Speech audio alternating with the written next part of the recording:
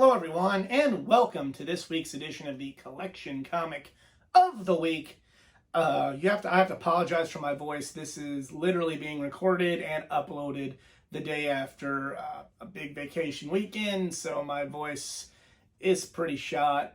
So I apologize if you can't quite hear me as well as normal in this video, but do have a book I'm pretty excited to talk about this week. It is the Batman Chronicles, issue number 9. This was another book that I got at Walmart. Had some allowance money, wanted to go get a comic book. My normal go-to books didn't have conclusions.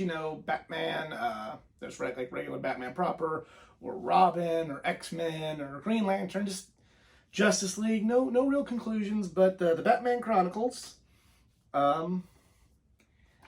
it's 3 short stories, so one of them's got a conclusion, right? And this was one that had short stories involving the 3 major selling points of the Batman and Robin. At the time it was movie. It would later go on to become Batman and Robin debacle in theaters, but it has a Poison Ivy story, a Batgirl story, and a Mr. Freeze story. So just really something that was a movie I was kind of sold on as a kid, and even as a kid when I saw it, I'm like, that was not as good as I thought it would be. But nonetheless, it's a cool book. It's a book that I just really have a special attachment to, even more so than the movie, and let's check it out. Just some badass art here on the cover. Especially, I really like Mr. Freeze. I really like how they did that. And then they made it look like a movie poster there at the end, because for all intents and purposes, this was just sort of a tie-in. I won't say a tie-in, but everything that was going to happen in the movie, they were doing short stories related to that, kind of cash in on the buzz of the movie. I could argue this comic book is better than the movie. And there it is. There's the movie. So, yeah, you have a photo finish, just desserts, and passions fruit. A Batgirl, a Mr. Freeze, and a Poison Ivy story. Get a little Catwoman too, which is not related to anything going on. It brought back the old Robin costume, which I thought was kind of interesting for this short story. Meets up with Batgirl, or she's calling herself Batwoman in this, but that wouldn't last forever, because Batwoman would become a completely different character. But there's Doom 64 advertisement, and yeah, I liked the story as a kid because of, again, like I covered in a previous episode, the Robin and Batgirl team-ups I was kind of just always a fan of, because I always sort of identified with Robin. But then also, whenever, like I touched on with the other book, when we would play Batman at my babysitter's house, my babysitter's daughter, she wanted to be Batgirl, obviously, and I didn't want to become Batman, so it was just Batgirl and Robin. So always gonna use some wrestling terminology, but I always mark out for some Batgirl and Robin team-ups in any sort of Batman canon.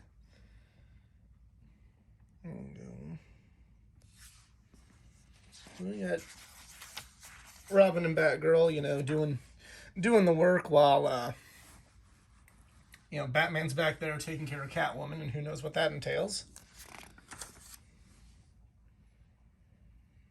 You see, that's where she says, "Oh, I'm Batwoman," and whenever you say Batgirl, Batwoman, but no, she's not Batwoman. That is a completely different character. At least later on, it would be a completely different character.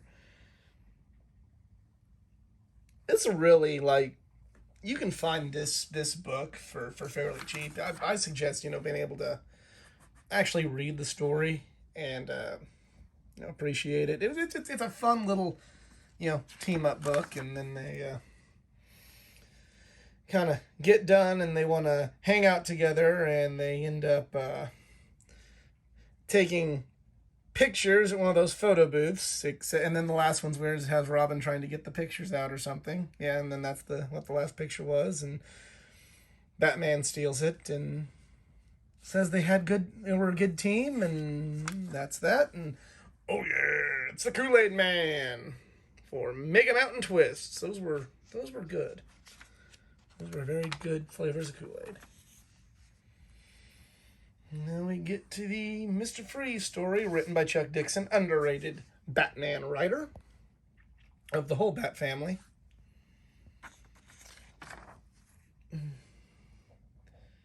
There we go. Yeah, this whole book, I'm going to say, is better than the movie that this is, kind of cashing in on. Like, the comic books did better than the movie, but that's... with Batman and Robin, that's not very difficult to do.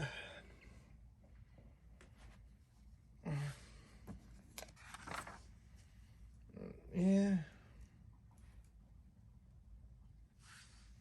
There's the end of that. And now we go to the Poison Ivy story.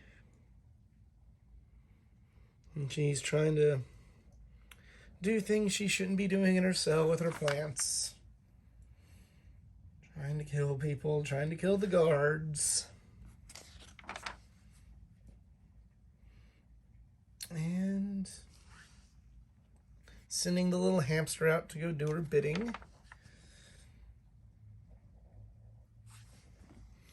There's the Mad Magazine advertisement you saw a shit ton of back in these old comic books. And this is a badass looking Batgirl statue that I wish I could find somewhere, because it'd be great to add to my collection. Even though the Batgirl statue that I currently have now from the Batgirl of Burnside run, which I'll cover at a later date on this series, is pretty fucking badass as well. And now there's flowers growing, and yep, and the Ultimate Batman collection with the first 3 movies, and that was the Ultimate Collection.